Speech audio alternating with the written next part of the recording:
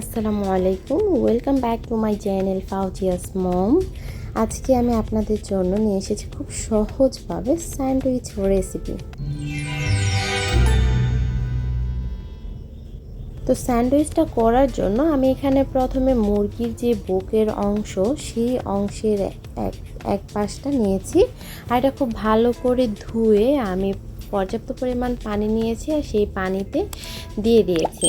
আর পানিটা আমি ঠিক সেই রকমভাবে দিয়েছি যে পর্যাপ্ত বলতে ঠিক সেই রকম যে পানিটা দিয়ে খুব ভালো করে চিকেনটা সেদ্ধ হবে, প্লাস পানিটা শুকিয়েও যাবে। আর দিয়ে দিচ্ছি এখানে আমি আদা রসুন বাটা 1 টেবিল চামচ, দিয়ে দিচ্ছি স্বাদ মতো লবণ। এবারে খুব ভালো করে মিশিয়ে আমি এটা ঢাকা দিয়ে সেদ্ধ করে নেব, প্লাস এর পানিটা পুরোটাই শুকিয়ে নেব। তবে আপনারা কেউ যদি চিকেন স্টক রাখতে চান তাহলে এই পানিটা রেখে দিতে পারেন, চিকেনটা উঠিয়ে নিতে পারেন।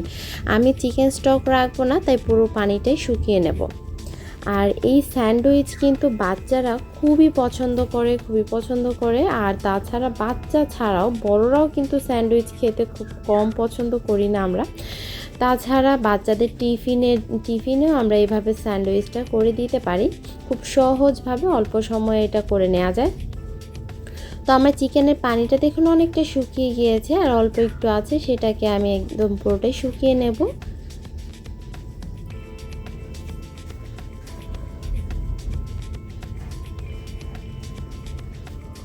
আমি আজকে খুব সহজভাবে এই স্যান্ডউইচটা করার দেখিয়ে দিচ্ছি, কোনো রকম ঝামেলা ছাড়াই।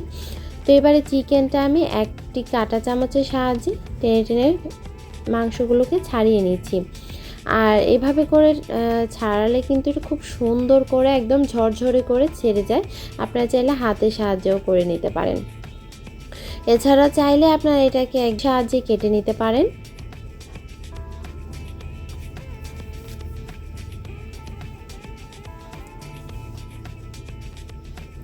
দেখুন আমার প্রত্যেক চিকেন কি সুন্দর করে একদম ছাড়ানো হয়ে গিয়েছে।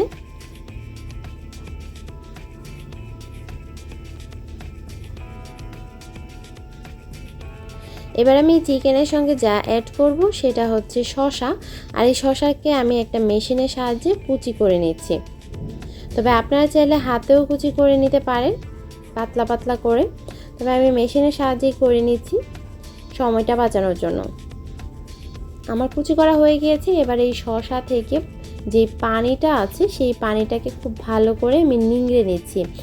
এতে করে কিন্তু এটা পানি পানি হবে না। আর যদি পানিটা নিংড়ে না নিয়ে অ্যাড করা হয় তাহলে কিন্তু এটার থেকে অনেকটা পানি ছেড়ে আসে, যার জন্য এটা পানি পানি হয়ে যায়, খেতে ভালো লাগে না।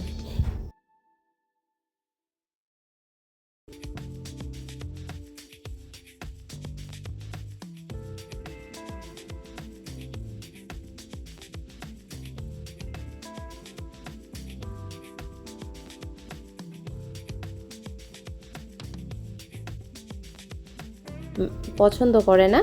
আর এখানে দিয়ে দিচ্ছি মেয়োনিজ। আর এই মেয়োনিজটা হচ্ছে কাঁচা ডিমের মেয়োনিজ। আর এই মেয়োনিজটা খুব সহজভাবে পারফেক্টলি কিভাবে বানানো যায় তার একটা রেসিপি আমার চ্যানেলে আপলোড দেওয়া আছে, আপনারা চাইলে দেখে নিতে পারেন। এবার আমি পুরো মেয়োনিজটাই দিয়ে দিচ্ছি। আমি একটা ডিমের মেয়োনিজ করেছিলাম আর পুরোটাই দিয়ে দিচ্ছি। আমার কাছে মেয়োনিজটা খুব ভালো লাগে আর আমি একটু মিষ্টি মিষ্টি মেয়োনিজ করে থাকি। এবারে আমি সবগুলো একসঙ্গে ভালো করে মিশিয়ে নিচ্ছি।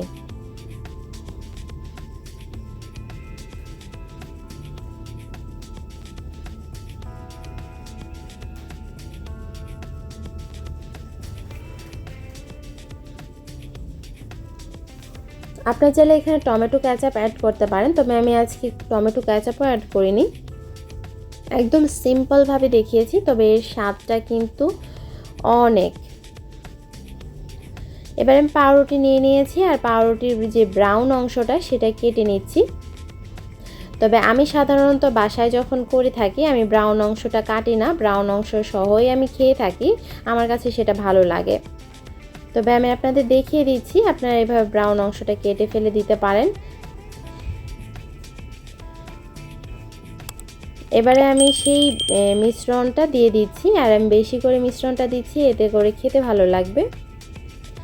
আর মিশ্রণটা দেওয়ার পর একটার উপর একটা পাউরুটি দিয়ে তারপর আমি কোনাকুনিভাবে কেটে নেব। আপনারা এই ক্ষেত্রে কেচাপ বা পেঁয়াজ কুচিটাও উপরে অ্যাড করতে পারেন।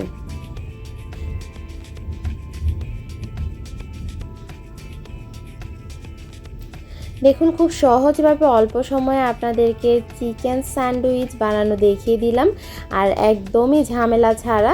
আপনারা চাইলে এটা ব্রেডটাকে একটু তাওয়ায় দিয়ে একটু ছেঁকে নিতে পারেন, টোস্ট করে নিতে পারেন, তবে আমি আজকে সেটাও করছি না, আমি খুব সহজভাবে করে নিয়েছি। তো আশা করছি আমার এই রেসিপিটা আপনাদের কাছে ভালো লেগেছে, আর যদি ভালো লেগে থাকে প্লিজ লাইক কমেন্ট শেয়ার করতে ভুলবেন না। সাবস্ক্রাইব করে আমার চ্যানেলটি পাশে থাকার জন্য অনুরোধ রইল। পাশে থাকা বেল আইকনটি ক্লিক করে দিবেন, এতে করে নতুন নতুন রেসিপিগুলো আপলোড হওয়ার সাথে সাথে নোটিফিকেশন পেয়ে যাবেন। তো ধন্যবাদ সবাইকে, আল্লাহ হাফেজ।